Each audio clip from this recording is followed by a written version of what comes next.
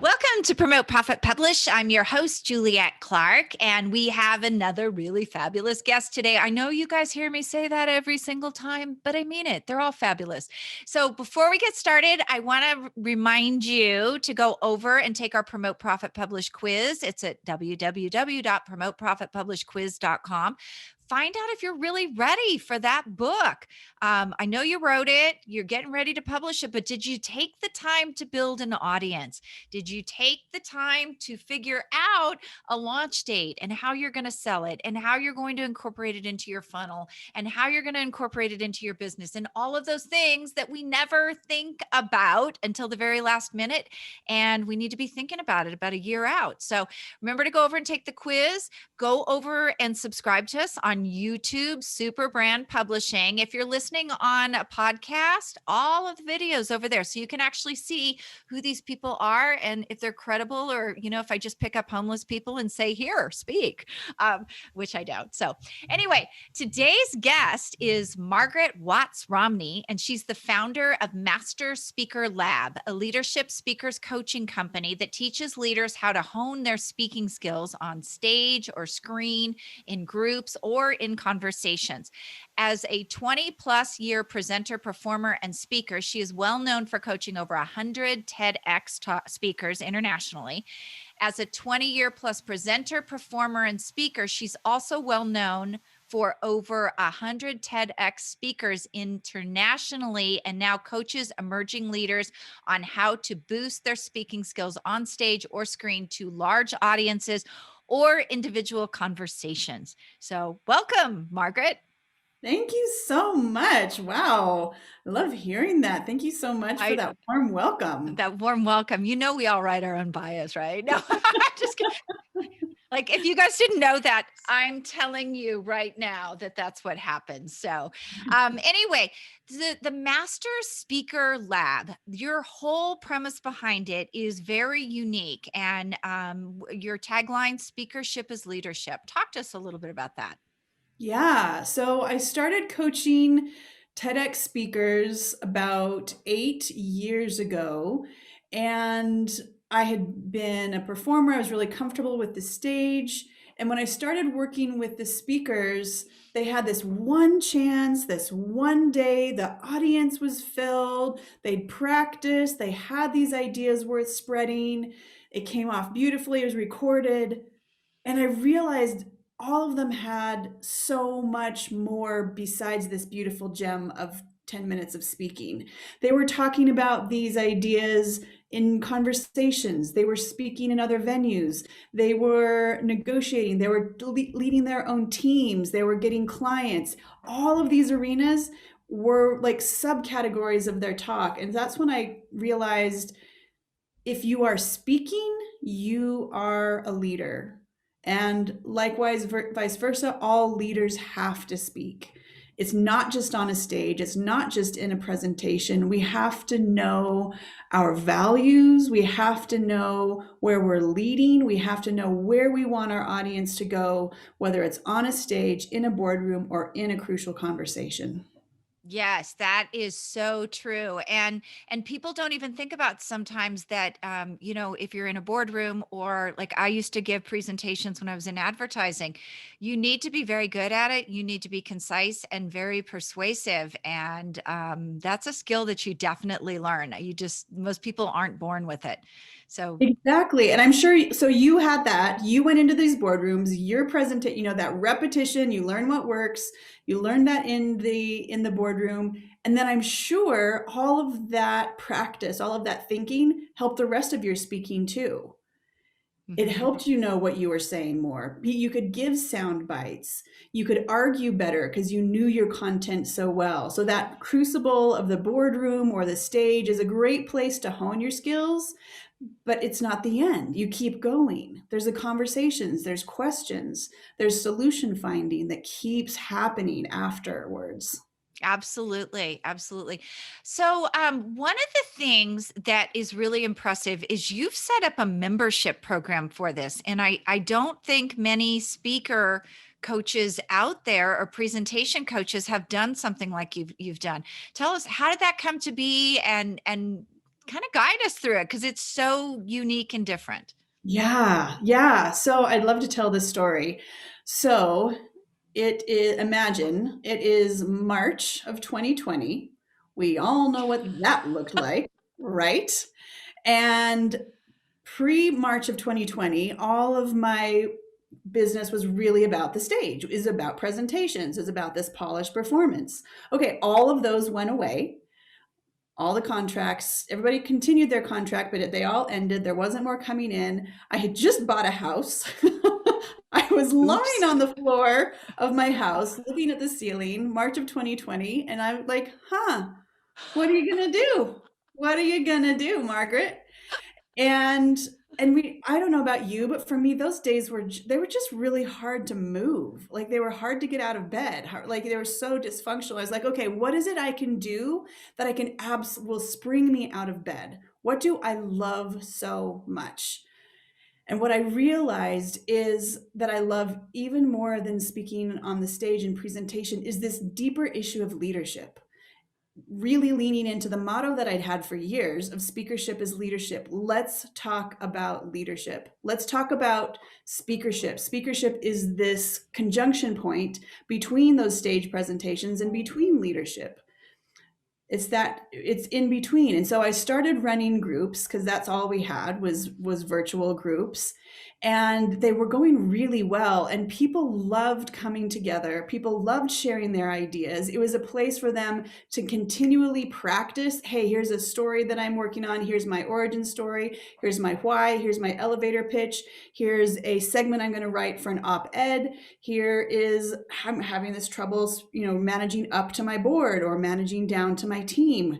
And we had this community around, and they just were going so beautifully.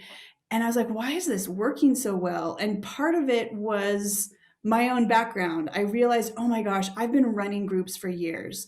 I, walked 10 TEDx cohorts through the whole process of developing their speaking. Years before that, in my first career as a musician, I had group experiences every month. I ran summers, and there's summer camps, and there's something about people coming together and sharing and learning and making it a safe space for everyone. So they're like, man, this is really hard. But then also celebrating, look what I did. This was amazing. And having that group together to learn, to celebrate, and also to build a habit.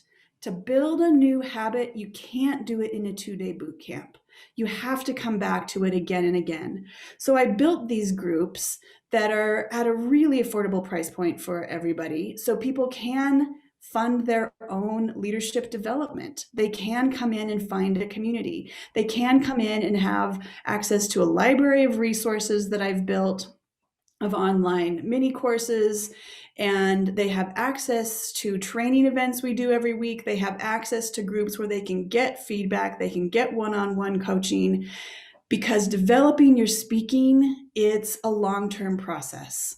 And the more you think of yourself as a leader, the more you think of yourself as a speaker, the more you just own that part of your life, then the better you're going to be. This is a marathon, it's not a sprint. So, so true. And I love that because there are a lot of people right now who are struggling to deliver all of this in this online format that we're doing as well. It's a higher level to step into to be more engaging when the people on the other side have their little thing blocked out and they're not listening. And it can be really tough. You have to be able to step up and do all of this at a different level when you're online than even in person. So Exactly. And so we all get used to that format. We all see what works.